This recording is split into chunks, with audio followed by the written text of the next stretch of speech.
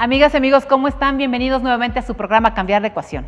Muchos han sido los atropellos y las omisiones de las autoridades federales y gran parte de las locales hacia la población en general por la ausencia de políticas públicas que garanticen la salud integral, la educación con calidad, la generación de condiciones para el fortalecimiento de la economía familiar y consecuentemente la nacional, la procuración de justicia y la seguridad pública. En suma, han sido flagrantes actos que han violentado los derechos humanos. Desabasto de medicamentos, eliminación de estancias infantiles y ahora escuelas de tiempo completo, corrupción, conflictos de interés, asignación de contratos directos a cercanos, falta de transparencia y rendición de cuentas, aprobación de leyes a modo y, lo más preocupante, la inexistencia de una estrategia de seguridad que ha incrementado asaltos, robos, secuestros, feminicidios, homicidios, trata de personas, en fin. Todos ellos con el sello que ha caracterizado a esta administración federal, el constante abuso de la autoridad que simula respetar la ley y destruye el Estado de Derecho. Ante esos hechos, hablar de legalidad y Estado de Derecho se ha convertido en un lugar común para defender, criticar, justificar y señalar. Pero en realidad, ¿qué significan esos conceptos? Vivir en la legalidad es vivir en un país de leyes, procedimientos, competencias, responsabilidades, jurisdicciones que deben ser respetados por los habitantes, sin privilegios para nadie. Sin embargo, esto no necesariamente se traduce en vivir en un Estado de Derecho. Vivir en el Estado de Derecho implica menos corrupción, combate a la pobreza, garantizar condiciones de igualdad y equidad, generar oportunidades de desarrollo para las comunidades, evitar las injusticias y los abusos del poder público, es decir, vivir en libertad y con paz. Y reitero, en un Estado de Derecho, el poder público no abusa ni sobrepasa sus facultades y atribuciones. En esta emisión nos acompañan hoy Mariana Cordera y Fernando Belauzarán, quienes nos explicarán esta compleja ecuación jurídica, porque la legalidad y el Estado de Derecho no solo tiene que ver con jueces y abogados, es un tema que nos afecta a todos por igual. Bienvenidas y bienvenidos, soy Adriana Dávila y esto es Cambiar la Ecuación. Comenzamos. Hola, soy Mariana Cordera Rascón, originaria de la Ciudad de México, pero de papá costeño y de mamá norteña, así que traigo como esas dos regiones en la sangre. Soy abogada por la Universidad Nacional Autónoma de México. Hice una maestría en Seguridad Nacional hace muchísimos años en la Universidad de Georgetown. Trabajé en varias instituciones del Estado mexicano, como Relaciones Exteriores. Mi casa y mi formación se dieron en el entonces Instituto Federal Electoral.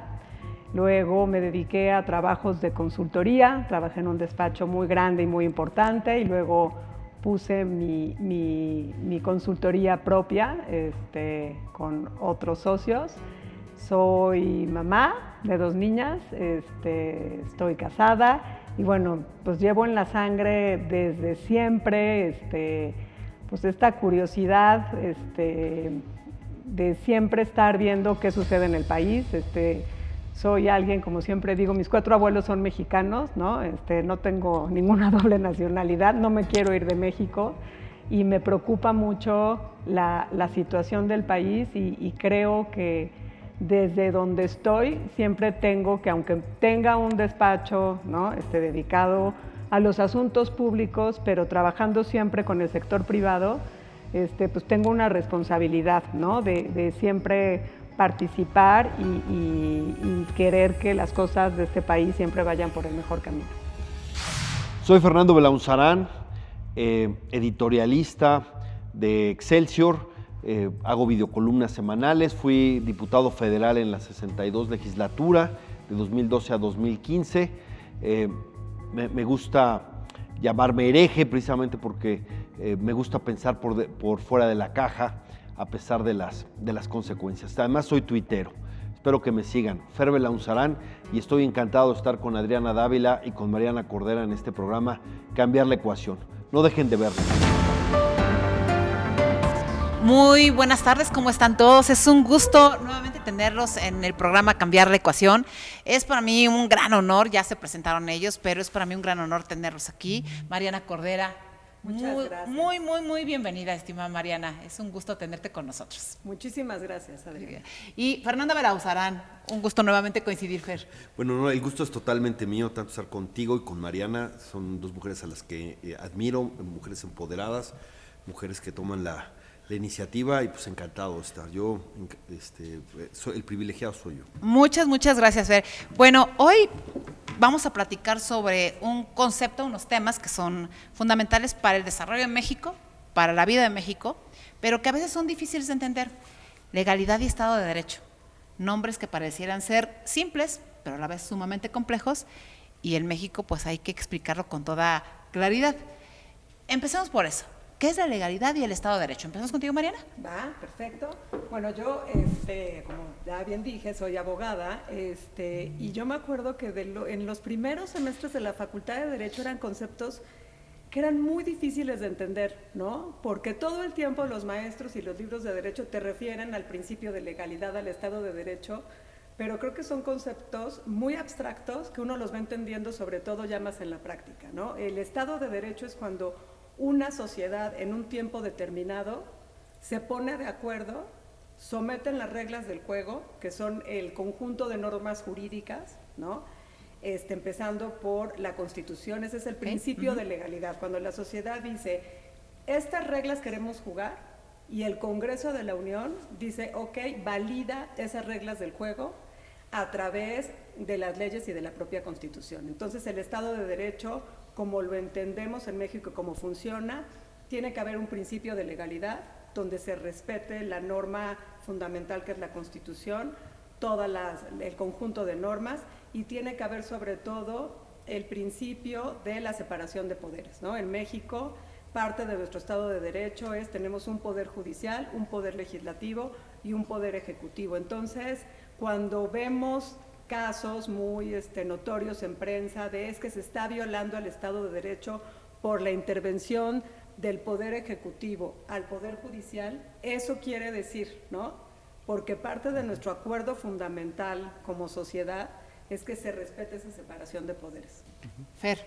Sí, estoy totalmente de acuerdo. Lo que es cumplir la ley y que no haya simulación y que todos cumplan pues con su obligación que le da la Constitución y que tienen las leyes y que se cumpla cabalmente.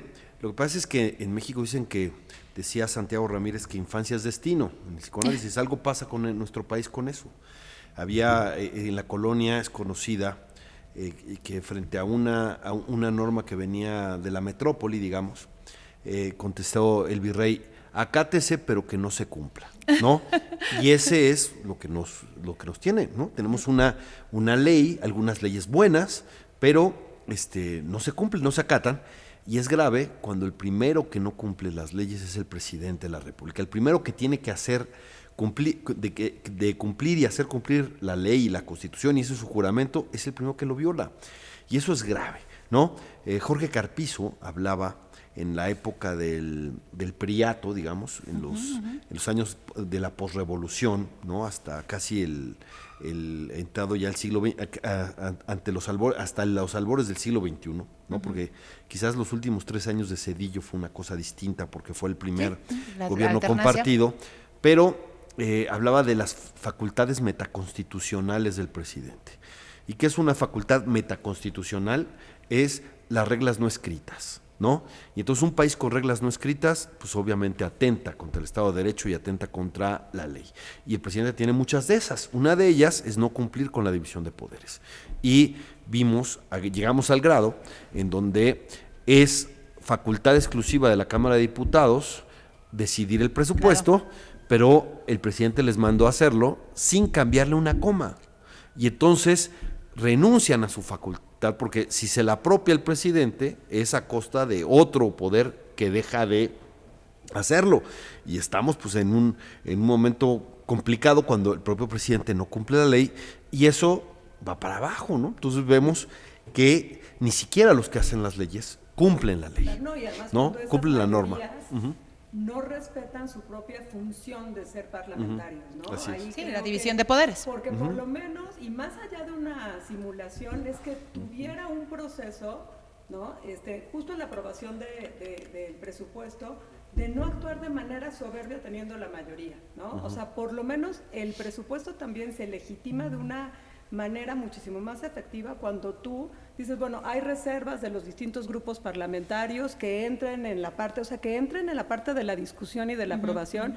Y ahí, Adriana, bueno, pues tú llevas muchísimos años y tú también, Fernando, fuiste diputado federal, pero creo que lo que comentas, Fer, es un gran ejemplo de lo que estamos viendo ahorita, ¿no? Y sobre todo bueno, tenemos un presidente con una personalidad, ¿no? Muy vertical, ¿no? En la manera de ejercer el poder, pero también creo que parte del problema es cómo se comportan estas mayorías en las cámaras del Congreso de la Unión. Sí, terrible, porque de alguna manera regresamos en el tiempo. La democratización del poder, precisamente por esas facultades metaconstitucionales del presidente, que era lo que sostenía, digamos, un régimen llamado suavemente presidencialismo autoritario. Parte de la lucha por la democratización fue limitar al presidente. Y ahora regresamos a un presidente todopoderoso. Algunas lo han fortalecido con algunas leyes, pero básicamente lo han fortalecido metaconstitucionalmente. Volvió a ser, regresamos al país de un solo hombre, ¿no?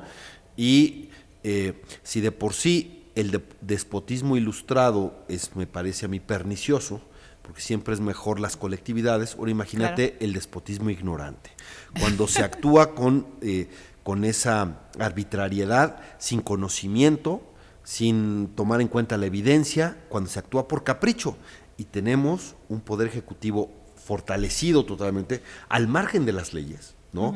Donde se ejerce de facto ese poder, y con mucha ignorancia, con falta de conocimiento, y bueno, los resultados están a la vista, ¿no? O la falta de resultados. O la falta de resultados están a la vista. Déjenme darles un dato. En el 2021, el Proyecto Mundial de Justicia nos coloca en el lugar 113 de 139 países en términos de el Estado de Derecho.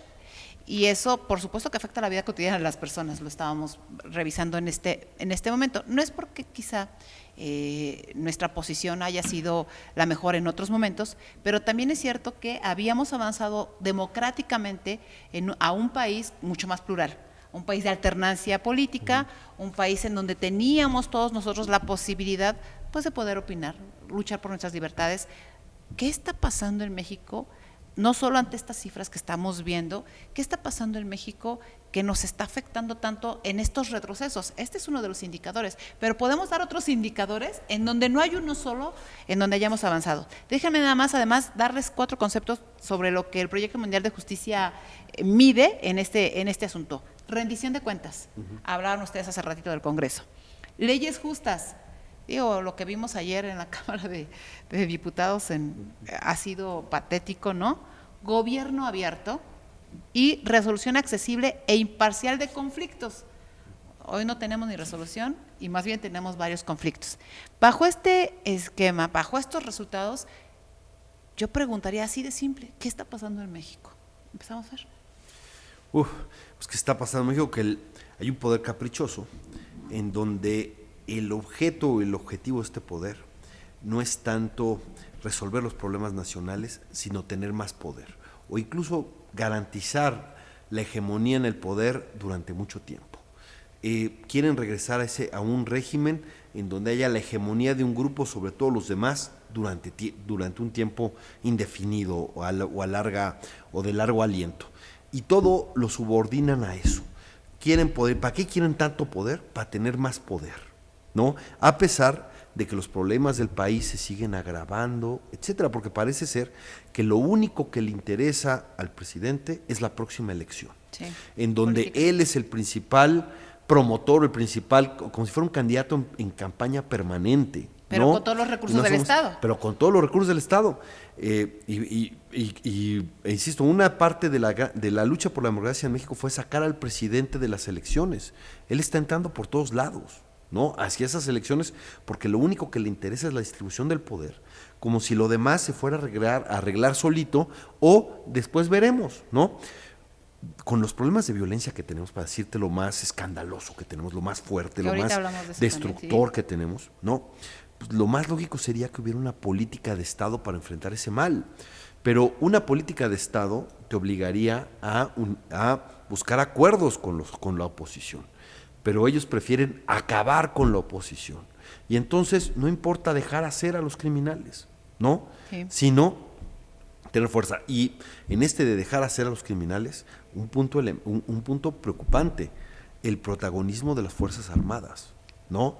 Tremendo en política. Eso no le ayuda al gobierno civil, no le ayuda a las fuerzas, porque incluso para un asunto de Estado de Derecho, acá importante, que es la transparencia. Las Fuerzas Armadas no son buenas para transparencia, nada más pidan información y además sacan su regla para no dar información es seguridad nacional. Y si es seguridad nacional, todo queda, aunque sea para construir un tren. Hasta construir un tren es un asunto ya de seguridad nacional, y todos los mexicanos nos quedamos sin saber. Pero aquí la pregunta grave es esta. A mí no me parece que la estrategia de Felipe Calderón para enfrentar al crimen organizado fue errónea, me parece. Esa es mi opinión y creo que los datos lo valoran. Pero él puso al ejército en las calles para enfrentar a los criminales, ¿no? Lo mantuvo Peña Nieto, aunque le bajó, digamos, perfil mediático. Pero nadie ha militarizado tanto como este presidente, como Andrés Manuel. Y que además, aguas, viene una nueva reforma. No solo en las calles, sino en muchas otras cosas, y le ha dado un poder económico importante. Pero en este asunto de las calles, pero aquí hay una diferencia. Nadie ha puesto tantos militares en las calles como Andrés Manuel López Obrador, pero él no está confrontando al crimen organizado.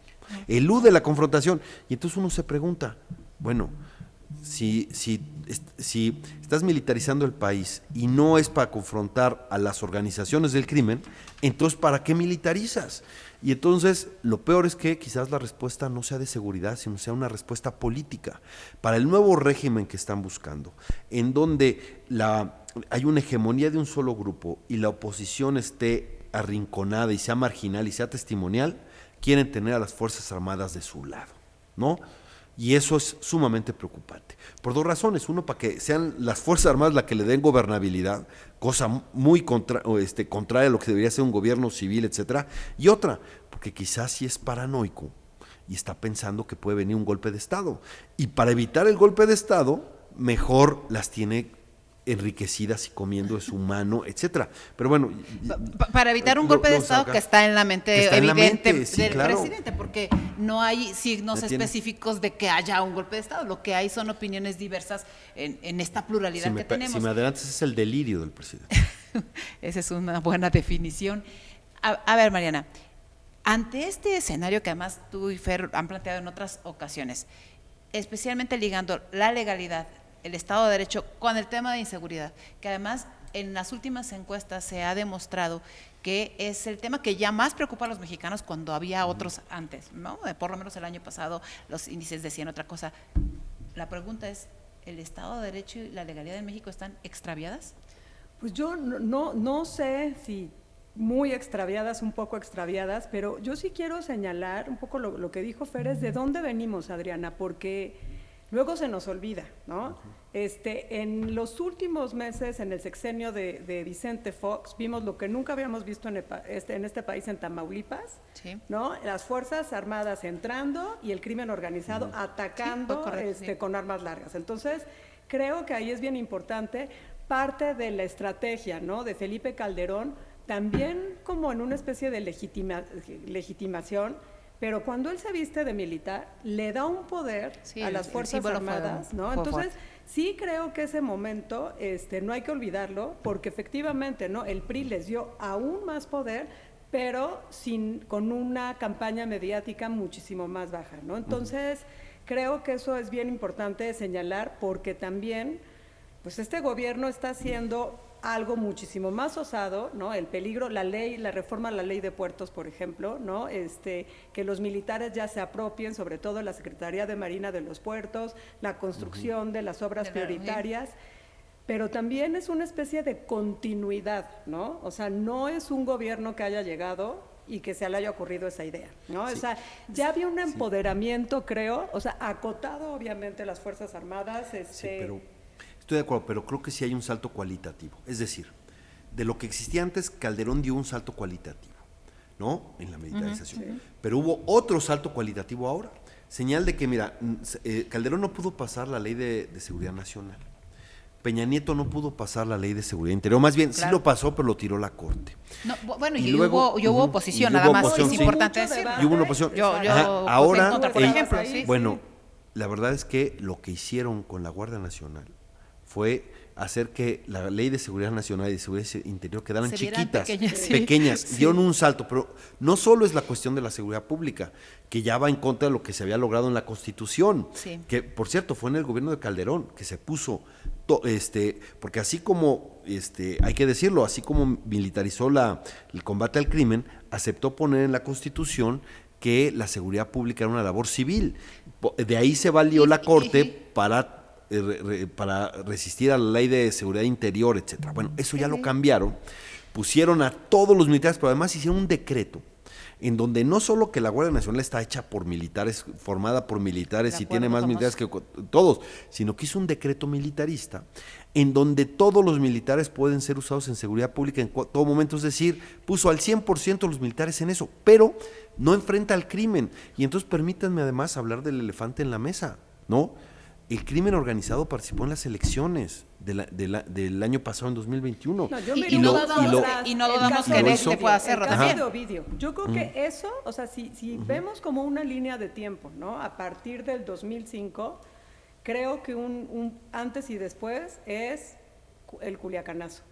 O sea, ahí sí cambió también la percepción de la sociedad y de la manera de la relación entre el Ejecutivo y las Fuerzas Armadas. O sea, creo que eso es... Mataron decenas de candidatos en las elecciones, ¿no? Operaron el día de la elección, secuestraron acá. ¿Y qué dijo el presidente? Se portaron bien. ¿Y por qué dijo que se portaron bien? Porque en la evidencia que hay, casi todo el crimen organizado trabajó para el partido en el gobierno, ¿no? No en todos casos, hay casos locales en donde no, pero la inmensa mayoría de los casos operaron y hay evidencia, incluso hubo tal evidencia que el Tribunal Electoral llegó a tirar municipios precisamente por la intervención del crimen. Y entonces, o sea, si tuviera un poco de visión de Estado, la pregunta que nos deberíamos hacer es ¿cómo evitamos que el próximo presidente lo nombre o lo elija el crimen organizado? ¿No? Déjame hacer una reflexión. Tenemos la militarización de la seguridad, pero que no los enfrenta, los dejan hacer, ¿no? Déjame hacer una reflexión, porque Mariana dice, no olvidemos de dónde partimos, Mariana, y tienes toda la razón. Es decir, la crítica a Felipe Calderón fue, sacaste al ejército a las calles, pero había también una ley de seguridad pública que de una u otra manera ayudaba a distribuir funciones, se eliminaron. No, y había mucha aprobación, sí, claro, había se aumentaron aprobación por parte de lugares, o sea, Ciudad Juárez, Tierra Caliente.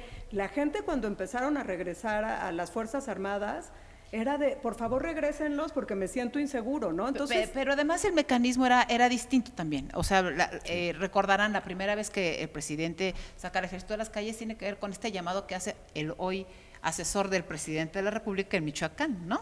Que le dice, oye, ven, necesito ayuda, después de un 15 de septiembre muy trágico, muy duro, pero además hay un elemento, Mariana, que yo quisiera que pudiéramos abundar al respecto, porque de dónde partimos es importante, porque ese es el argumento que el propio presidente de una u otra manera dice, así estamos, y esta es la herencia que me dejaron todos los demás en materia de inseguridad, que además es la evidencia más clara que no hay legalidad y no hay Estado de Derecho en México, y dice el presidente bajo este esquema de dónde partimos, él prometió que todo eso iba a cambiar.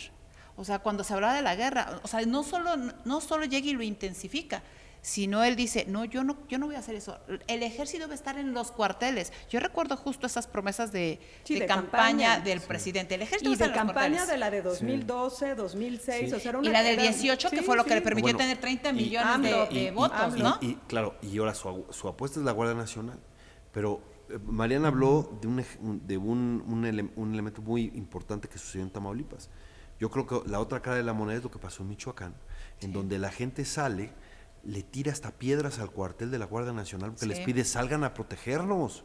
Oigan, aquí están patrullando los del crimen organizado y ustedes están ahí sentados. ¿Para qué están? Porque la orden es, o sea, militarizan, pero eluden la confrontación con el crimen. Entonces, ¿quién defiende a los ciudadanos? ¿Quién? No, y déjame darte un dato, y ahí, Mariana, quizá valiera la pena hacer una reflexión y quisiera que pudiéramos abundar en ese sentido.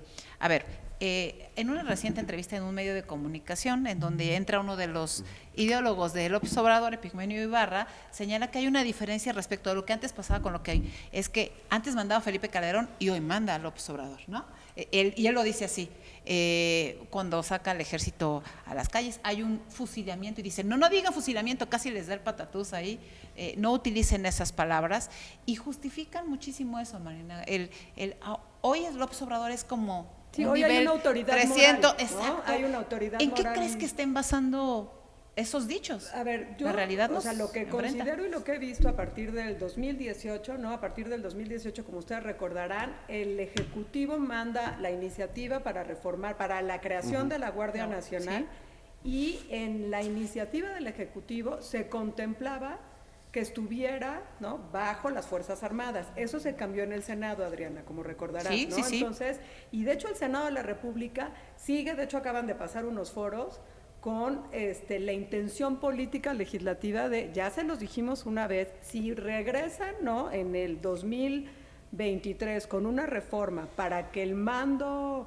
Anunciada, por cierto, la reforma. Anunciada, por cierto, aquí va a tener muchas complicaciones, ¿no? Entonces, un poco a partir de 2018, para no irnos para atrás, es una vez llegando, ¿no?, al poder, cuando se anuncia la cancelación del aeropuerto y en esos mismos días se anuncia que las Fuerzas Armadas van a construir el aeropuerto en Santa Lucía. Sí. Entonces, hay un lapso de tiempo, ¿no?, un día después de la elección, ¿no?, donde Andrés Manuel además gana con 30 millones de votos, al 1 de diciembre, porque este anuncio de la cancelación y de la entrada de las Fuerzas Armadas como un aliado político de la 4T, es en un lapso de muy, muy poco tiempo, cuando todas las campañas anteriores habían sido, ¿no?, muy categóricas respecto a que iban a regresar a sus lugares el ejército. Entonces la pregunta es, ¿hay un pacto? ¿Qué pasa en esos primeros días, no? Sí, Y más allá de un pacto, o sea, esto es, creo, o sea, es como una creencia de si hubo como una empatía del presidente, ¿no? ¿Qué se hace el presidente? Pues levantarse a las 4:30 de la mañana, ser muy vertical. Que se levante más tarde, no importa. No, pero lo que voy es... Que duerma mejor. Que duerma mejor, lo necesitamos sano. sano. Pasan las cosas, ¿no? Que uno cree en teorías de la conspiración y todo, y de repente es enfermizo. Pues ¿sabes qué? Es que tuve una muy buena empatía, estos ponen orden, además también son muchísimos, pues que se pongan a trabajar. Lo cual es gravísimo, ¿eh? Sí, o sea, claro. no, Entiendo. Uno dice, lo que es el ahorro, pero la idea era, ¿cómo? Porque hay que enfrentar el crimen y hay que proteger a los ciudadanos. Era con policías civiles y entonces usar el recurso para fortalecer a las policías civiles. Esa era una alternativa. Por cierto, engañaron a la sociedad civil, porque gran parte de los grupos de la sociedad civil tuvieron contacto con Durazo en la elección y les dieron muchas garantías de que ese era el camino, ¿no?, hacia el fortalecimiento de las policías civiles, y cuando llegan al poder les cambian la jugada. Y entonces no solo no regresan los cuarteles, los ponen, pero el problema principal es yo creo que era mejor, por supuesto, ante la experiencia, lo que vivíamos, apostar por las policías civiles. Ellos apuestan por las policías militares, pero no las ponen a defender a los ciudadanos frente al crimen organizado. Están en la zozobra. ¿Y por qué lo hace el presidente? Porque su adversario no son los criminales. Lo ha demostrado 1000 veces. Su adversario son los opositores. Los políticos que no coinciden con él. A esos es a los que quiere combatir, acabar acá. Entonces, en una lógica de, si estos son mis adversarios, ¿para qué me abro más frentes? No me voy a pelear con nadie. Es más, perdón, a cambio de que operaron en la elección a favor de los candidatos de su partido. ¿No? Bueno, a cambio de que lo de Sinaloa es un escándalo, o sea, secuestraron a como 1000 operadores políticos, los secuestraron el día de la elección. El secretario general de un partido en Sinaloa. Y todos y esos conocidos, o sea, a ese nivel entraron en Michoacán. ¿Para qué te cuento? Están entrando, ¿por qué? Oye, pues si fueron tus aliados electorales, ¿no? Y luego te quejas de que no los puedas controlar, ¿no? Y la verdad es que por el poder alimentaron o dejaron crecer un monstruo. Y si tú lo dejas crecer, pues se mete a todos lados. Yo veo escenas de lo que sucedió en Querétaro y hay códigos del crimen organizado. Sí, claro. Encuerar a los cuerpos en Hermes, Ese rollo de encuerarlos, dejarlos acá, Sí, son es un mensajes. código del crimen organizado, ¿no? Para que no sean identificados, para lo que sea, ¿no? ¿Por qué hay esos códigos? Pues sí, pero es algo que nos debe extrañar. Bueno, si tú no los contienes, no los combates, pues se extiende, ¿no? Y entonces el crimen cada vez es un problema más grave y va a ser más difícil enfrentarlo. Y peor aún, si no hay política de Estado. Y no va a haber política de Estado mientras haya polarización política desde el gobierno.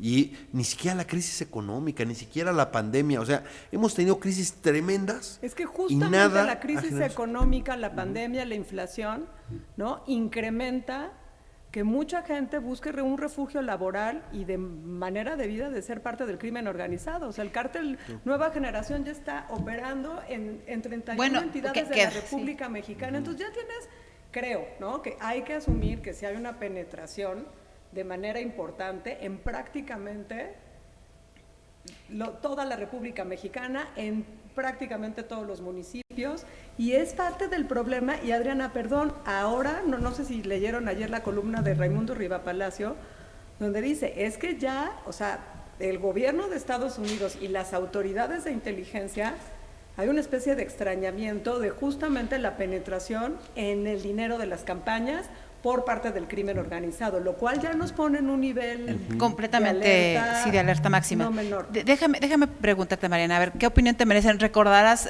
yo no había escuchado a ningún secretario de la Defensa Nacional referirse a un movimiento de carácter ideológico, ¿no? Como el secretario de la Defensa Nacional lo hizo respecto de el posicionamiento de la Cuarta Transformación, ¿no? Hay que impulsar la Cuarta Transformación. Esta paradoja de si te entrego la seguridad, pero no puedes actuar, además te entrego dinero, además te entrego poder, además te entrego todo, mal hecho, por cierto, en muchos de los casos, lo dice bien Fernando, en la parte de la opacidad, que además es uno de los criterios para el tema de la legalidad, ¿no? y el Estado de Derecho. ¿Qué opinión te merece que hoy haya mucho silencio también por parte de quienes antes se manifestaban en contra de todo eso?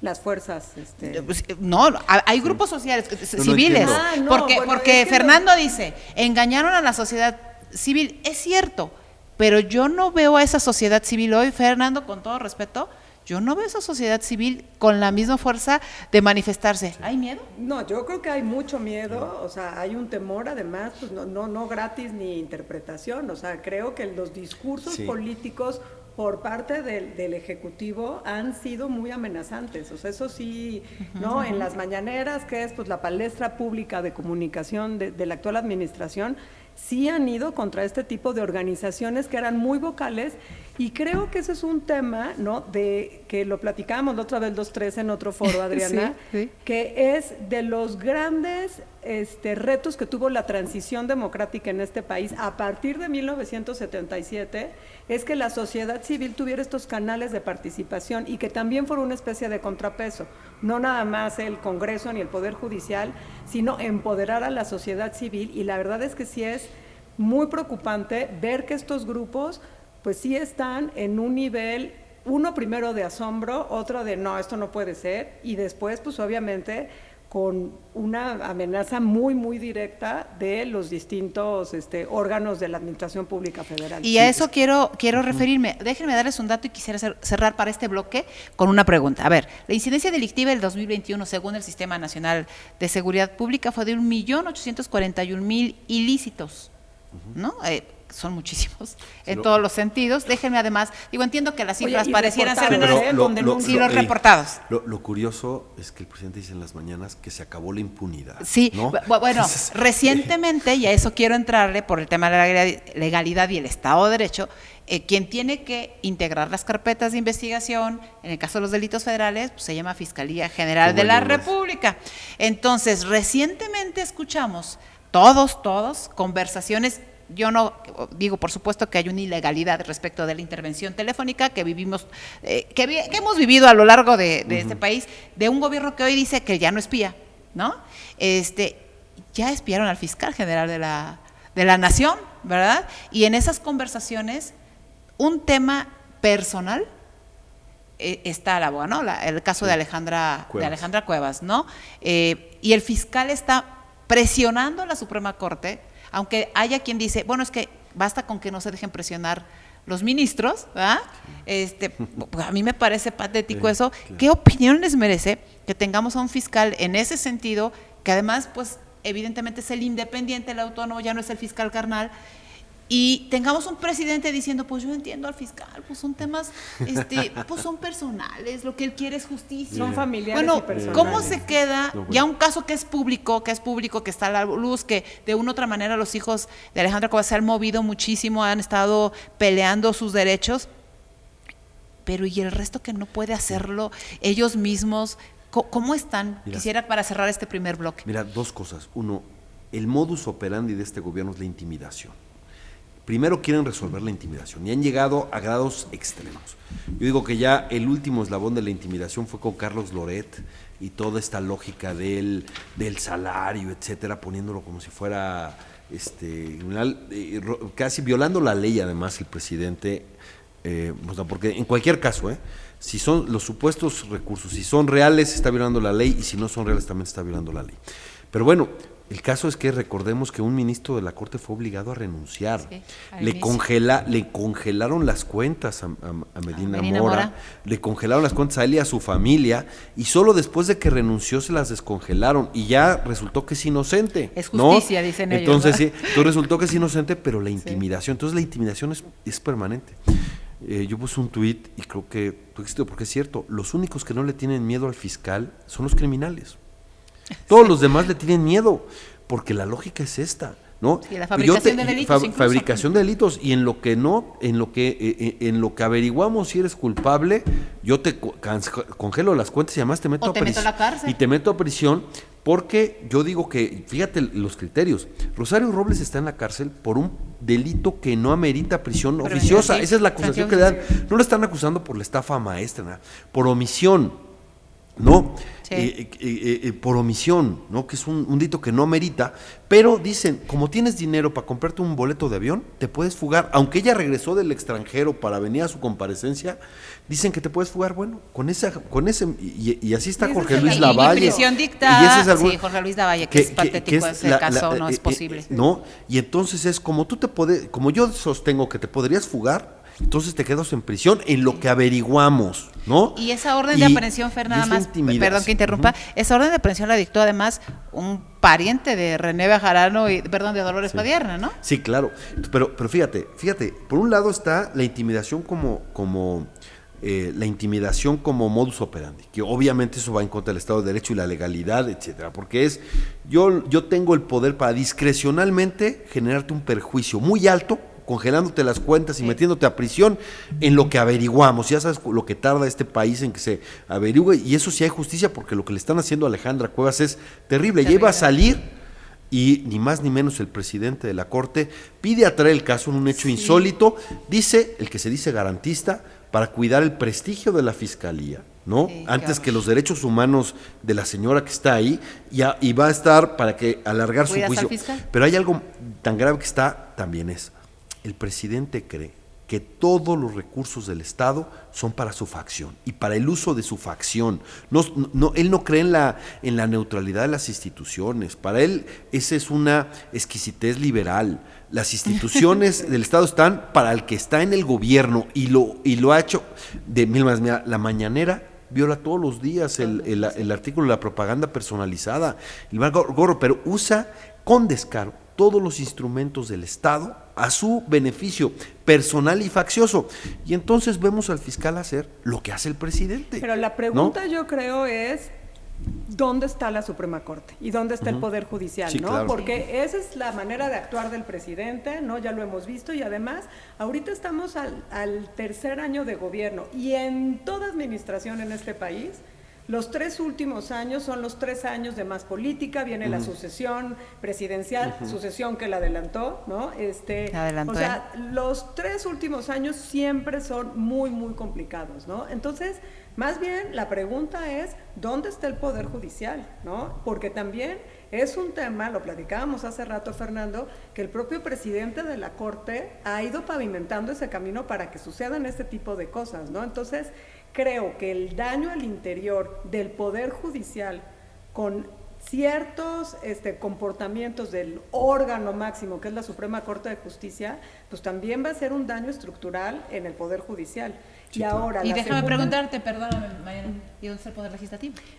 Pues la próxima semana hay una comparecencia a la Comisión de Justicia del Senado de la República, por acuerdo de la Junta de Coordinación Política la semana pasada, va el fiscal, ¿no? Entonces sí creo que en el Senado, o sea, yo sí veo al Senado como una especie de, pues no quiero decir de isla, no, pero, o sea, me sorprendió mucho que ese acuerdo de la Jucopo, o sea, sí se ejecutara en que vaya el fiscal a la Comisión de Justicia de la Cámara de Senadores. Voy a hacerte una pregunta, que a lo mejor estoy metiendo también ahí suspicacia. ¿Tiene que ver con los pleitos internos, Ricardo Monreal? Bueno, es que, perdón, es que el Perdón escándalo que lo diga, ¿no? que el escándalo es tan grande que algo tienen que hacer. Nada más que va a llevar la comparecencia después de que determine la Corte qué pasa con la pariente o la expariente del fiscal, porque esto es una venganza familiar. Pero, ¿qué es lo que hace tan poderoso? Es que el presidente lo apuntala porque son cómplices, ¿no? Son cómplices. Mira, por ejemplo, el caso de Ricardo Anaya. El caso de Ricardo Anaya ya no debería estar. Ya la Fiscalía tuvo que decir que todo el dinero de Odebrecht fue entregado a Lozoya. Es decir, no fue para los supuestos sobornos de la reforma energética. Eso ya está. Que por cierto, ahí eso ya está en un autos, pero no sueltan a Anaya porque es un asunto político, ¿no? Y mantiene a Rosario Robles contra toda inteligencia, la mantiene en la cárcel a pesar de que su derecho sería llevar su proceso en libertad, y así, es decir, le hace el trabajo sucio. Y como además yo estoy viendo que la sucesión, parte del proceso, digamos que el proceso de la sucesión, o como van a llevar a cabo la sucesión, va a ser con el Ministerio Público, con órdenes de aprehensión, y entonces necesitan a su cómplice, porque además lo que no le ha de saber Hertz al presidente, porque... Y lo que el presidente no le sabe a Hertz. Porque, a ver, déjenme recordar una escena que ya sabemos. Hubo un montaje en el Palacio Nacional, en donde Hertz fue a entregar un cheque, ¿no? Imagínate, un fiscal autónomo fue a entregar un cheque para fondear la rifa que no era rifa del avión sin avión presidencial, ¿no? En una mañanera, sabiendo que no se podía comprar ese cheque porque era recursos del Infonavit, ¿no? Bueno, Jaime Cárdenas hace una declaración al respecto durísima. Y entonces se presta el montaje, es el fiscal carnalísimo del presidente, ¿no? Y entonces lo estaba diciendo, claro, ya no sirve, el fiscal ya no le sirve. Como Hugo López Gatell ya no le sirve en la Secretaría porque han hecho un tremendo... Déjame hacer la pregunta. Ay, Mariana, ¿el fiscal no le sirve al presidente o no le sirve a México? Más bien, yo creo que es la segunda. A ver, yo creo que uno de los atributos de este modelo político es la lealtad. O sea, sí lo hemos visto, más allá de la complicidad, lo que hemos visto de manera reiterada es el presidente premia la lealtad, ¿no? Entonces, para él, ¿no? Se puede interpretar como una complicidad, pero estoy segura que en su mente es leal. Es leal al proyecto, y eso es también, obviamente... un riesgo para México. Pues es un riesgo, ¿no? Porque no necesariamente... Pero imagínense, un fiscal sin credibilidad, ¿le sirve eso a la sociedad? No, claro, pero lo decías bien antes, hay un proceso de intimidación, Ferro, o sea, también no es... Porque imagínense, cualquiera que detenga a él, todo va a decir, oye, si él hace eso con su excuñada, con la hija de su excuñada, ¿qué puede hacer con cualquier ciudadano? ¿No? ¿Quién puede esperar que haya justicia? Y eso es muy pernicioso porque una de las cosas que necesitas para que haya el Estado de Derecho es instituciones creíbles, confiables. Entonces, si tienes instituciones que no son creíbles ni confiables, lo que hay es que la gente diga, ¿sabes qué? Mejor me hago justicia yo. Sí, no hay Estado de Derecho por intervención, además, entre poderes de la Unión, y no hay legalidad porque se están violando todas las normas que se supone son los límites que tenemos todos para una convivencia sana, normal, natural, y hay un garante de la ley que es el Poder Judicial, y hay un procurador de justicia, ahora llamado fiscal, con autonomía, terrible que no esté funcionando, y la verdad es que el escenario para México no pinta nada bien en estos temas. No, es muy, muy complicado, y a mí lo que me preocupa es que eso vaya cada vez más arraigándose en el sentimiento de la población, ¿no?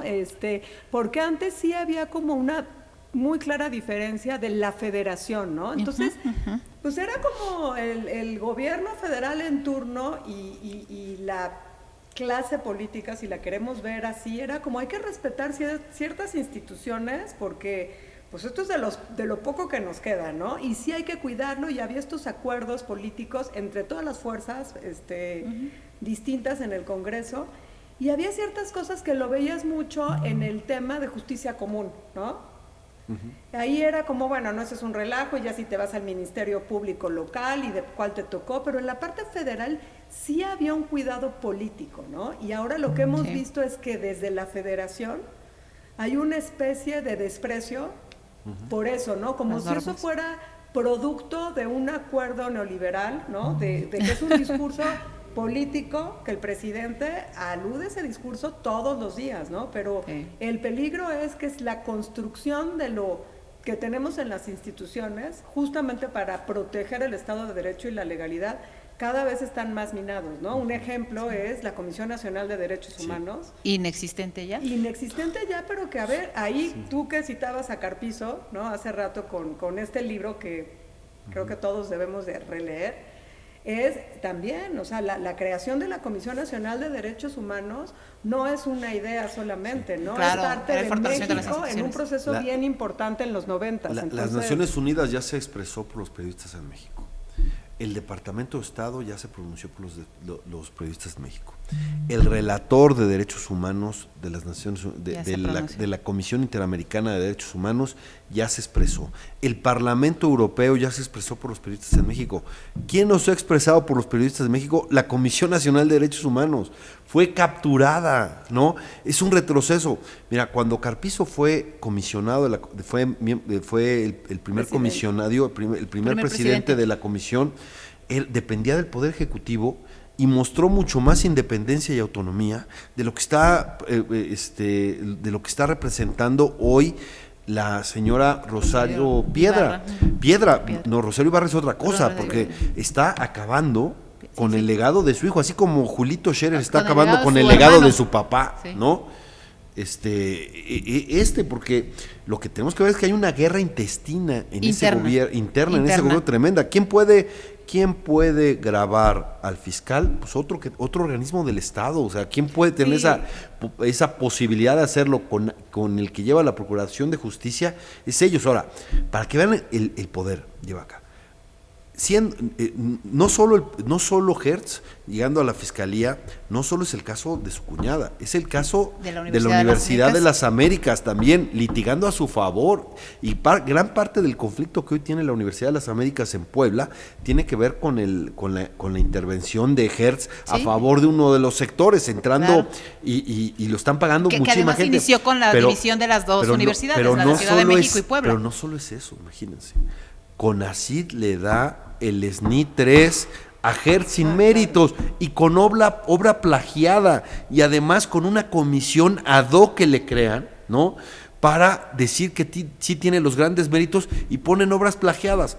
Y ahora hacen más de 250 investigadores o 300 investigadores, por ahí tengo el dato, presentan una denuncia en la Comisión de Honor y Justicia del CONACYT, encabezados por Guillermo Sheridan. Presentan este asunto, ¿y saben qué contestó el CONACYT?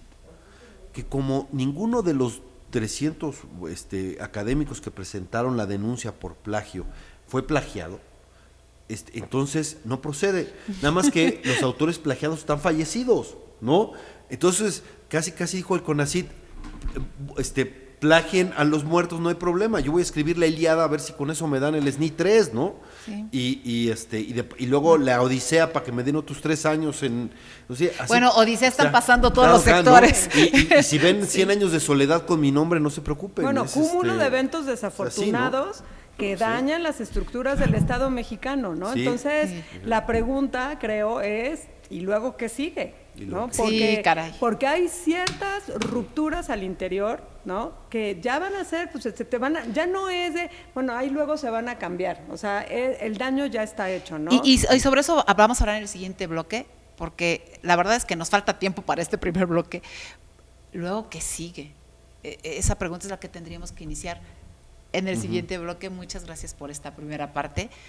Yo no sé si termino el bloque deprimida, más entusiasmada, puedo decirlo sinceramente, no, pero la realidad en datos sí es muy patética y muy frustrante para nuestro querido México con este gobierno.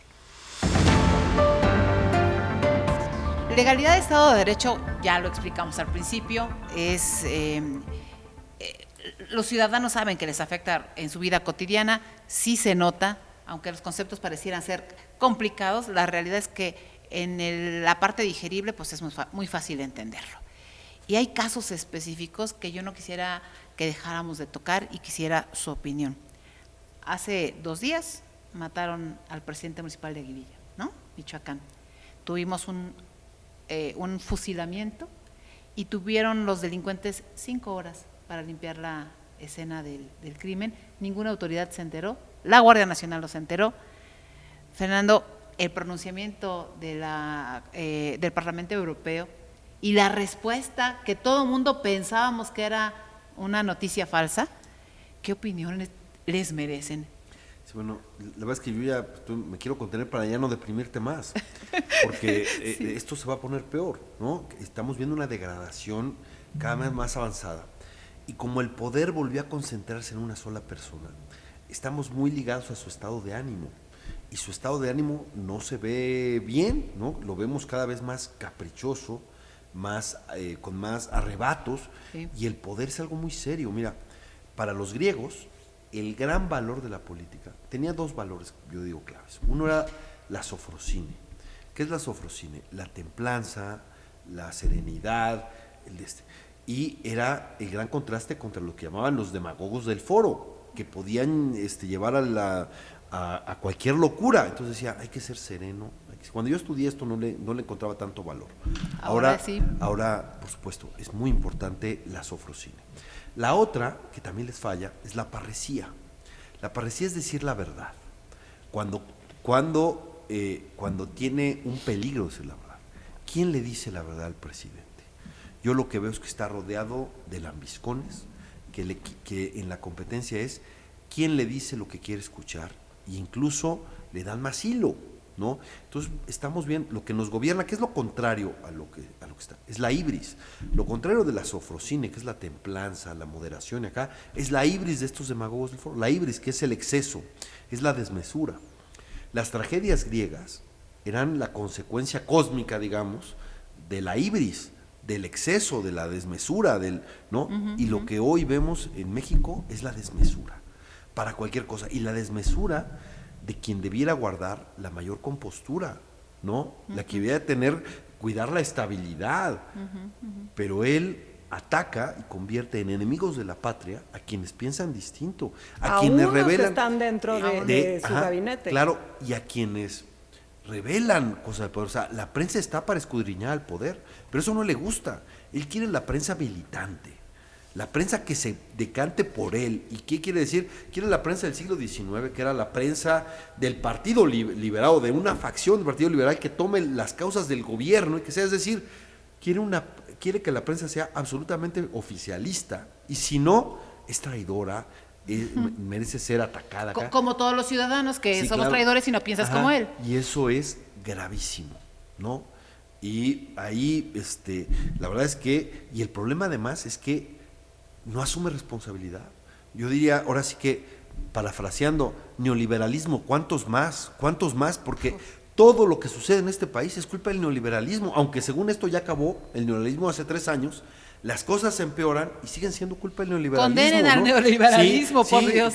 Casi le dice al Parlamento Europeo, ¿por qué te vas conmigo si la culpa es del neoliberalismo, no? Sí. Casi, pero además, oye, el Parlamento... Les dijo Borrego, ya nomás les faltaba que dijeran, cállense como momias, ¿no?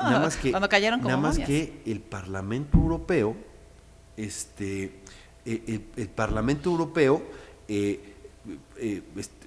tiene un convenio con México, es decir, la Unión Europea tiene un convenio con México, comercial con México. ¿Y sabes cuál es el artículo 1 del acuerdo con la Unión Europea? Democracia y derechos humanos, no más. Y lo que le está haciendo el Parlamento es, oye, México, están asesinando a periodistas, eso es contrario a la vida democrática y eso es una además afectación. Pero además ese extrañamiento, claro. Fernando y Adriana, o sea, Sí. No es el primer extrañamiento que surge del Parlamento Europeo. Claro, En el 2014 con Ayotzinapa claro. también ha habido alrededor en los últimos años de 14 extrañamientos. Entonces, lo que creo que es preocupante es quién asesoró al presidente en esa materia, porque claramente Cancillería no fue. O sea, también aquí, vámonos un poco más. O sea, la política exterior mexicana siempre ha estado formado de cuadros súper profesionales. El servicio exterior servicio mexicano exterior de es carrera, los sí. servicios exteriores en el mundo con más reconocimiento. Entonces, también ahí es, más allá de un daño, con más oficio es, ¿por qué el presidente? O sea, un poco lo que me llevo ahorita es, teniendo la oportunidad de oro, llegó con 30 millones de votos, con muchísima legitimidad, con cuadros como el Servicio Exterior Mexicano, o sea, tenía ya una mesa puesta para realmente llevar al país como por un rumbo de más optimismo, ¿no? A mí lo que me preocupa Estadista, ¿no? Claro. Porque además, a ver, nos guste o no nos guste muchas cosas, Andrés Manuel es el político más importante de los últimos años en este país, ¿no? Por el nivel que tiene, que tuvo de aceptación, de conexión con la gente, de aceptación, lo carismático que puede llegar a ser, lo elocuente, o sea, hay que Pero Mariana, lo lo perdimos. Mira, no quiero pensar, me preocupa muchas veces porque lo que uno cree es un deseo, ¿no? Lo que debe de ser es otra cosa y lo que es muchas veces el plano que uno quiere alejarse, ¿no? Yo confío todavía en el político, o sea, confío, pero me preocupa que estamos llegando a unos años ¿Por muy qué me complicados. cuesta a mí? Me preocupa como el contexto, ¿no? Es cuando justamente más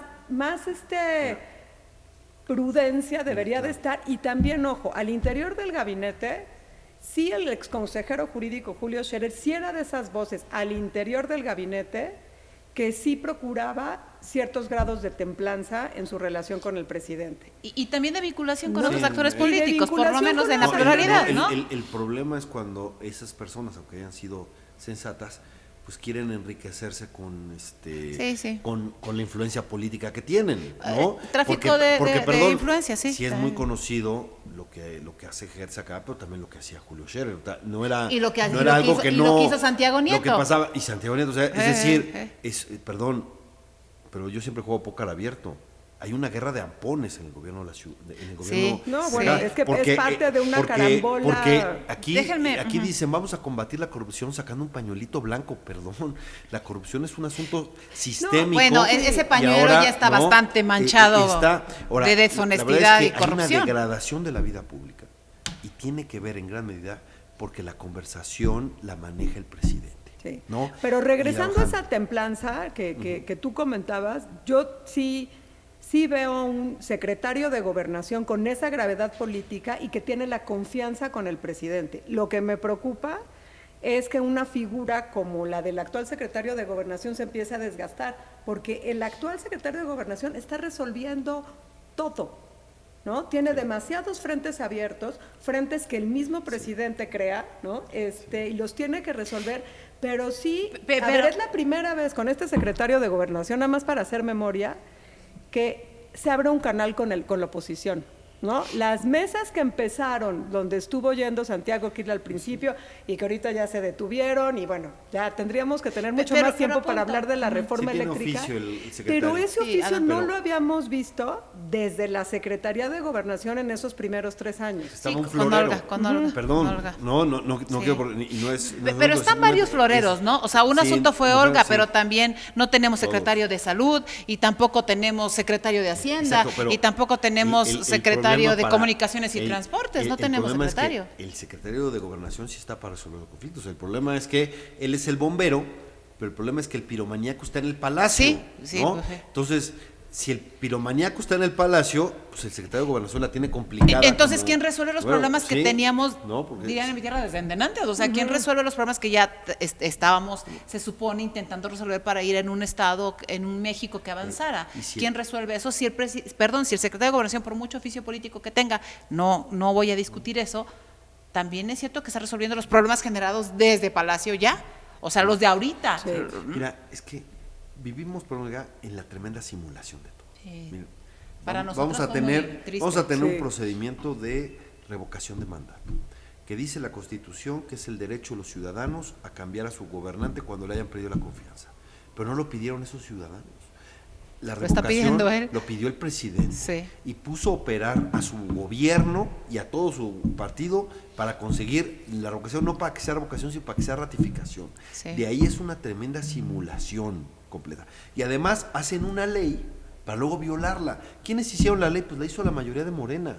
Y esa ley de Morena ya no les gusta en la revocación y la violan campechanamente porque dicen, es que la ley no es justa. Sí, pero hasta tú hiciste la ley, manito, ¿no? Hay conductas repetidas, Entonces, Fernando, es pero también hay pernicioso. como, sí, hay como una corte, porque tú hablabas, yo veo al presidente rodeado de una bola de lambiscones, y yo decía, digo, no es que los lambiscones me gusten, pero ¿qué pasa cuando no solo esas personas están queriendo quedar bien con el presidente, sino hay una especie de ofrenda para ver ahora a quién se le ocurre una barbaridad más? Pues lo que vimos ayer en la Cámara de Diputados, ¿no? Vi el presidente de la mesa directiva de la Cámara de Diputados, o sea, también ahí... La nueva roqueseñal, ¿no? La nueva recoseñal, pero además él, más allá de que sea un diputado de la fracción parlamentaria de Morena, es el garante, ustedes dos Del lo conocen equilibrio. muy bien, del equilibrio al interior Del de la equilibrio Cámara interior de de la Cámara. Diputados, es el Nunca. representante legal. Es más, el presidente de la Cámara de Diputados es el presidente del Congreso de de la la Unión. Unión. Entonces, Nunca había visto yo un presidente tan faccioso de la Cámara. Y he visto muchos, ¿eh? Nunca. Por lo menos no desde el 97 para acá. Así de faccioso, descarado y además violando la ley, los procesos parlamentarios y todo, para una ley que ni siquiera tiene valor, más bien para un decreto que ni siquiera tiene valor legal. pero es para continuar ¿no? en la tensión con el árbitro, claro, o sea, es para una pelearse ofrenda, con el INE, es una sí. ofrenda, Sí, como bien sí. dice Adriana, de Una ofrenda. quién va a tener la ocurrencia más radical Aquí estoy, señora, aquí estoy. para que el presidente Miren, te voltee a ver, o sea, pero es que es el ejemplo del presidente, perdón. Yo ya lo tuiteé desde que vi el comunicado y lo acerté porque él mismo lo confesó. Dije, esto solo pudo venir del presidente dictado a Jesús Ramírez Cuevas. Sí, por supuesto. Y tal cual. El presidente le preguntó, sí, lo redacté yo en el viaje con Jesús Ramírez Cuevas, es él. ¿Y qué hizo? O sea, eso mismo que le escribió a la Unión Europea es lo que hubiera podido escribir en un baño público, ¿no? El lenguaje y las formas del baño público lo llevó a las relaciones Sí, pero internacionales las de una consecuencias, manera, pero- son tremendas. Pero ve, si ese es el ejemplo del presidente, ¿no? Que se salta a la Cancillería, que salta para contestar visceralmente con una bilis tremenda a una preocupación legítima del Parlamento Europeo por la vida de los periodistas. Internacional, una preocupación internacional si así ya, ¿no? contesta, ¿cuál es el mensaje para los demás? ¿Cuál es el mensaje para los de abajo? ¿No? Si él es, ahora sí que su alfa y omega de todos los que están ahí, porque así lo ven y así tienen que hacer, pero ¿sabes qué es también terrible? ¿No? Que gran parte de la lucha por la democracia, o buena parte de esa lucha por la democracia, se dio en el sector que apoyan al presidente. Entonces, lo que escribieron con una mano durante la transición, ahora la están borrando con la otra. Pablo Gómez es una vergüenza, perdón, Bueno. ¿no? El que dio tantas luchas acá, que viene el 68, avalando la militarización de este país a grados Y en la UIF. infames. Y luego se va, La UIF ideologizada. patético, pero el jefe llegó, se subió por los peldaños los peldaños de la institucionalidad democrática y ahora que está en el techo, avienta la escalera para que nadie más pueda volver a subir. Eso es lo que está pasando en este país, ¿no? Y eso es, Sí. por eso tenemos que defender el legado de generaciones de mexicanos que luchaban por la democracia. Eso es lo que está en juego. El problema es que el beneficiario de esa lucha, ¿no? Que se benefició de esa lucha Sí, por la claro. democracia, ahora es el que está atentando contra ella. Es cierto, no es un fenómeno mexicano solamente, es un fenómeno mundial. El y populismo que mundial ha hecho inicia a eso. finales de los ¿Qué dice? Sí. 90s, ¿no? En Europa, en países de Europa del Este, sí es un fenómeno mundial, pero yo creo que esto amerita, Adriana y Fernando, una reflexión, sobre todo a la pregunta de por qué este tipo de comportamientos nos afecta a todos los ciudadanos, ¿no? O sea, que no quede como en una discusión del círculo rojo, como yo digo de broma, de la condesa Roma Polanco, ¿no? Porque Claro. se queda como en una abstracción y como en una cosa del deber ser. ¿Por qué el que no se respeten las reglas nos afecta a todos. Y hay que poner como ejemplos muy sencillos. Cuando tú vas a hacer un trámite donde hay una ventanilla, pues ¿qué quieres? Que sea rápido el trámite, que si te dicen, oye, recógelo mañana a las 5 de la tarde, puedas recogerlo, ¿no? Eso evita que haya discrecionalidad. Y la discrecionalidad es cuando la propia autoridad nada más te está dando largas, entonces tú estás nervioso, para ti es importantísimo ese trámite, o sea, me estoy yendo al trámite menor, pero es esto cotidiano. ¿cómo, no? La falta de ese respeto a las reglas del juego, Es que ¿no? ¿sabes Que cuál lo es el- vemos en lo más alto de la política mexicana, esto va repercutiendo a todo aquel trámite Es que tienes que toda tú la puedas razón. utilizar en tu justicia cotidiana. Ahora, pero ahí hay que darle la razón al presidente de una cosa. El problema del país es la corrupción. No cumplir con la ley en todo lo cotidiano es corrupción. Sí. Pero el problema es cuando ya negaste el problema. Porque si tú sacas un pañuelito blanco y dices, se acabó la corrupción, entonces ya no hay problema. Sí. Ya no lo combates, ya, ¿no?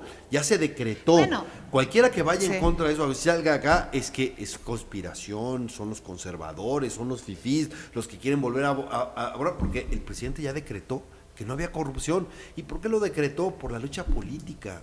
Solamente por la lucha política, porque es su bandera electoral, ¿no? Sí. Pero lo que él da es un gran incentivo a la impunidad.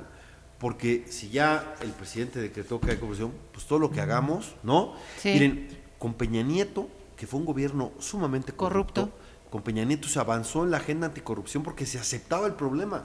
Y entonces sacamos una muy buena legislación en transparencia, sí. el Sistema Nacional Anticorrupción, que era lo que faltaba en el Sistema Nacional Anticorrupción, independizar a los vigilantes de los vigilados.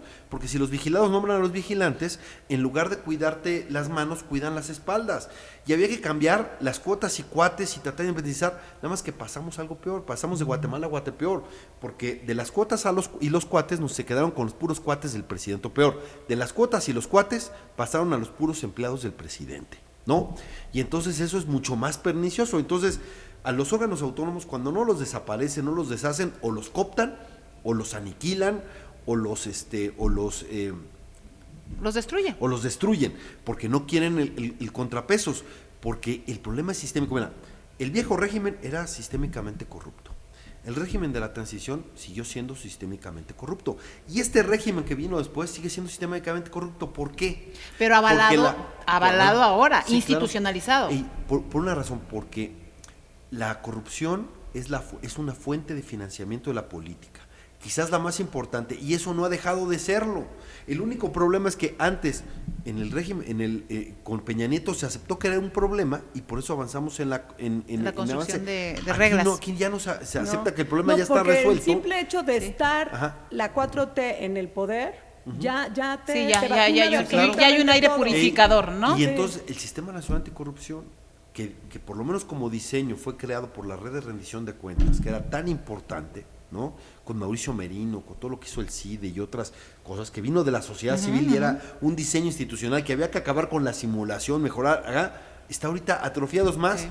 Lo que hizo el presidente fue quitar todo lo que es la Secretaría Técnica del Sistema Nacional Anticorrupción, la quiere desaparecer. Es que ¿no? Bueno, es quiere como- desaparecer todas las es instituciones, como lo opuesto todas. a la lucha de la transición democrática. Sí. Al principio la transición era la parte electoral y después fue migrando, no todos estos años, a decir, bueno, que lo electoral siempre va a ser perfectible, pero ya hay un árbitro que es autónomo, ¿no? Y que está reconocido y legitimado por la sociedad. El tema de la transparencia y la rendición de cuentas era también una parte fundamental que se fue trabajando, ¿no? Y que ahorita nuevamente es como si todo ese bloque de temas, de luchas, de propuestas molestaran, ¿no? Sí, caray. Es que como es lo que le importa al presidente siempre es la elección.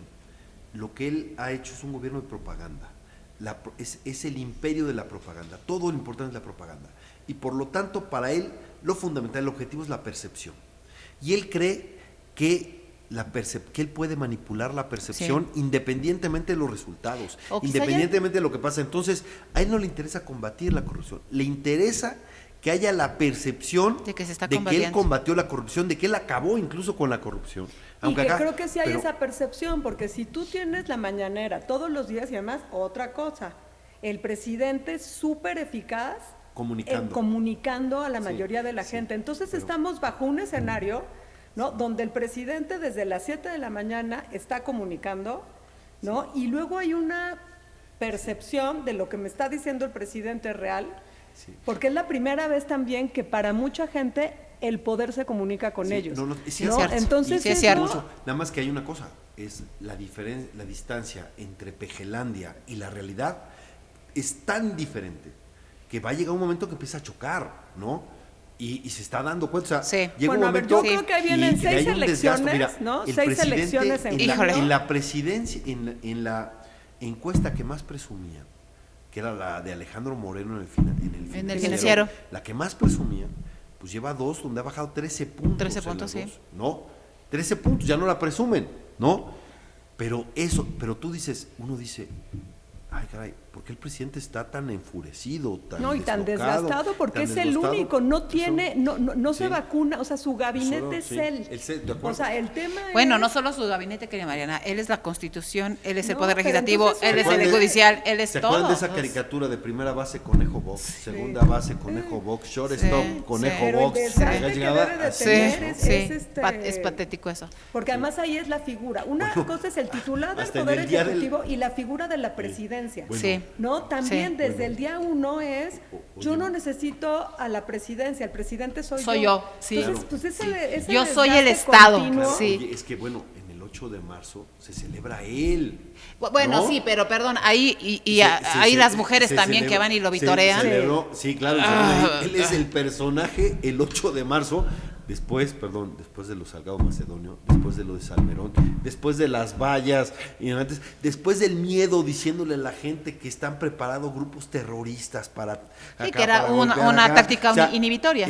Y cuando sale toda la gente, le quieren dar, porque aparte son medio esquizofrénicos, y entonces hacen montajes en donde incorporan con flores a las policías, y como esa es una imagen que le gustó a todos, los opositores dijimos, qué bueno, Sí, miren, qué padre. la marcha, y entonces llegan y tienen que salir, eso lo hicimos nosotros, es decir, prefirieron confesar el montaje antes Sí. de aceptar Que- que había un mensaje que nos unificaba como Sí, mexicanos, sí, que sí. era padrísimo, entonces confiesan el montaje, y entonces, pero en su locura, hacen la foto más hermosa. Sí, de la que boda, estuvo que estuvo muy de la flor difundida acá, y por acá. chuleada. Ante el éxito, se pone a desmentirlo, hasta la de la foto se pone a desmentirlo.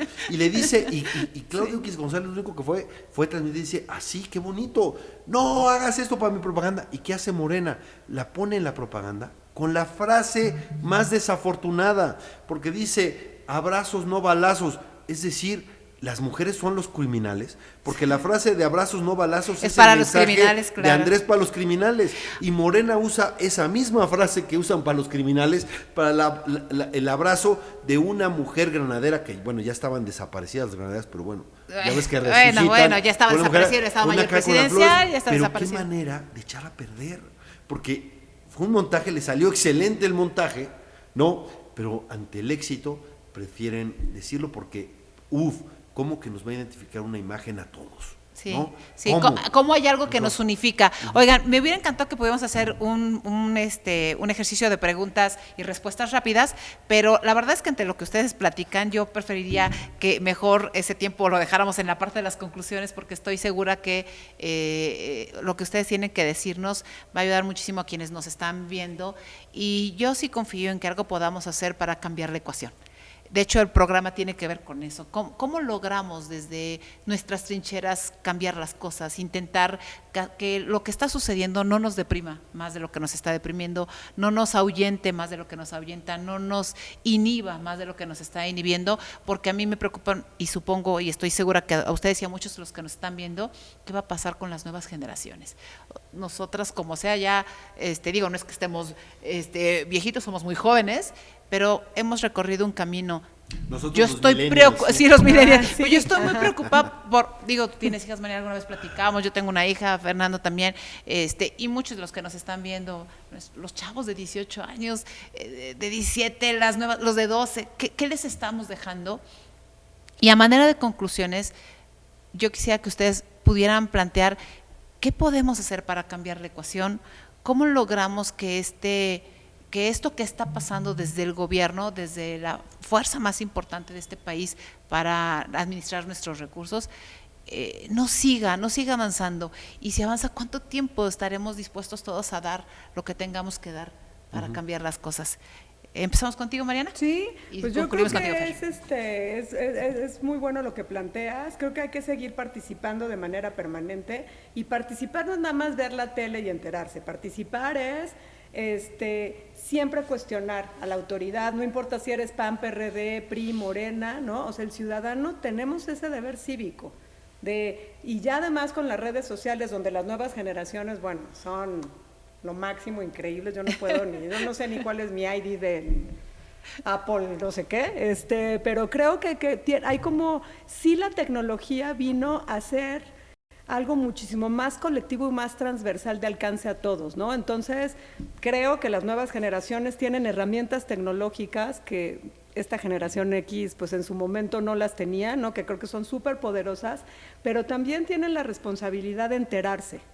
O sea, no nada más Instagram debe de ser una fuente de inspiración, ¿no? Sí. Es como que salgan, que se apropien de las calles. O sea, sí creo que es bien importante que todos los jóvenes sí en algún momento tengan una especie de colectividad con algo. Las mujeres, a mí creo que se me hace bien importante que participen siempre en las marchas, que vayan a conciertos, o sea, que sí después de esta pandemia y de este encierro, sí, estas nuevas generaciones conecten con los otros, ¿no? Y de verdad, o sea, digo un concierto porque también es una manera colectiva de tener una misión, ¿no? Y sobre todo seguir participando con cualquier y cuestionando a cualquier autoridad, y siempre salir a votar. O sea, creo que eso no se nos debe de olvidar, más allá de la confianza en el árbitro y en las elecciones, pues es las herramientas que tenemos todos como ciudadanos. Muchísimas gracias, Mariana. Fer. Pues bueno, pues efectivamente participando y votando. 2024 va a ser una etapa, un momento clave. En 2024 todavía se van a contar los votos. En 2030 no lo sé. Y ahí no te espantes, Fer, no espantes. Todo dependerá de lo que suceda. No, por supuesto, las elecciones de este año son importantes, que te digo, la del próximo año del Estado de México, pero la clave, la definición nacional es el 2024, y eso es fundamental, porque hay una cosa clave, si nosotros nos seguimos platicando, seguramente tendremos diferencias, sí, y quizás algunas de nuestras diferencias sean irreconciliables, pero estamos de acuerdo que esas diferencias las podemos dirimir democráticamente, con las reglas de la democracia. Bueno, si estamos de acuerdo con eso, eso es lo que está en juego en 2024. Sí podemos dirimir nuestras diferencias con las reglas de la democracia, porque la democracia sí está en riesgo. Hay un libro clave, lo recomiendo, que se llama ¿Cómo mueren las democracias?, ¿no? Que escribieron, fue editado por el New York Times, Ziblatt y Seblinski, ¿no? Lo hicieron, y precisamente esta experiencia, decimos, es un fenómeno mundial lo del populismo, que viene algunos desde Putin, un poquito, ¿no? Finales, acá y ahí podemos encontrar este populismo, pero que ha sido Polonia, tan fuerte, que llegó a Estados Unidos con Donald Trump, etcétera. Y estos estaban preocupados precisamente por el triunfo de Donald Trump. Hicieron un listado, ¿qué hacen los gobiernos populistas para acabar con la democracia? Se aprovechan de la democracia para llegar al poder, y una vez que llegan al poder la desmontan, ¿no? Si hacemos un checklist de lo que está pasando en el país, casi es el guión. Este gobierno está haciendo un guión. Queremos cambiar eso y defender la democracia. En 2024 tenemos esa oportunidad, y no vamos a ir a una elección equitativa. Van a contar los votos, no es equitativo, porque todo el Estado está a favor del partido en el gobierno. Como el partido oficial volvió a nacer, con una cantidad de recursos. No hay una reforma electoral el próximo año, que va a plantearse. Pero necesita 2/3 partes. Yo espero que la oposición se vaya a suicidar, pero yo espero que no haya nada a cambio de algunos. Hay una cosa, los partidos están en crisis. También. ¿No? Sí. Hay que fortalecer lo que hay que el sistema de buscar partidos. Es que el 2024 sea un momento para que irrumpa la sociedad, y que, entre otras cosas, dé aire al sistema de partidos mexicano, ¿no? Sí. Da aire, y eso creo que les va a ayudar a todos, porque no hay democracia sin partidos. Sí. Pero 24 es el momento. Ese es el momento. Yo diría, participemos y demos esa batalla como lo que se juega. Se juega entre democracia y autoritarismo. Esa es la gran batalla en 2024. Y entonces, entre los distintos, que estemos convencidos que las diferencias se pueden dirimir en la democracia, me parece que deberíamos ser un frente común frente al autoritarismo que regresa, frente a la restauración autoritaria. porque Así es. finalmente lo que se construyó colectivamente se está destruyendo unilateralmente. Y defendamos la construcción. Yo soy crítico de la transición, soy crítico, creo que se avanzó cualitativamente, importante, pero soy crítico porque creo que hubo muchas cosas que se pudieron hacer mejor, claro. y que, ¿por qué triunfó el populismo con la fuerza que triunfó en 30 millones de votos? Por precisamente las deficiencias, los errores, digamos, y la soberbia de lo técnico, Sí, claro, ¿no? O sea, claro, muchas sí. veces nos da Sí, esta claro. nostalgia de lo técnico, Sí. pero también el propio sistema sí. fue muy soberbio de una realidad que estaba, o sea, que este país es muy Y que nos estaba transparente rebasando. y que nos estaba rebasando. que nos Exacto. estaba rebasando. Por lo tanto, no es regresar al 2018, para nada, de ninguna manera. Es la transformación colectiva y democrática pluralista, una transformación pluralista del país y democrática, no para regresar a 2018, sino para impulsar a México hacia adelante. Pero la salida a la crisis tiene que ser hacia la democracia, no hacia el autoritarismo. Y al aumento de la calidad democrática. Oigan, pues es un gran gusto, la verdad es que me encantó estar con ustedes hoy. Gracias por participar en este segundo programa, Mariana, Fernando. Y nos quedaron muchos temas pendientes, yo espero que podamos en otra ocasión Claro, por nuevamente supuesto. juntarnos. Es un gran gusto porque aquí vemos tres personas que venimos de la pluralidad. No todos pertenecemos a las mismas fuerzas políticas. Yo jamás he negado mi origen partidista. Mariana, tú eres una técnica en tu trabajo, eres una abogada exitosísima, eres un político y activista, Fernando, de un partido distinto al mío, pero lo dices muy bien y creo que eso es lo que hay que construir desde la pluralidad. La pluralidad nos hace ser ricos en las cosas que queremos y yo sí confío en que en el 24 logremos conjuntarnos todos y ojo, si no se cumplen las leyes, este país puede irse a la borda y si el presidente las está violando, el resto de nosotros hagamos todo lo posible para que el propio presidente cumpla por el mandato para el que fue electo y ojalá y este país que ha resistido todo, también resista a López Obrador. Muchísimas gracias, es un gran gusto haber estado con ustedes y nos vemos la próxima semana.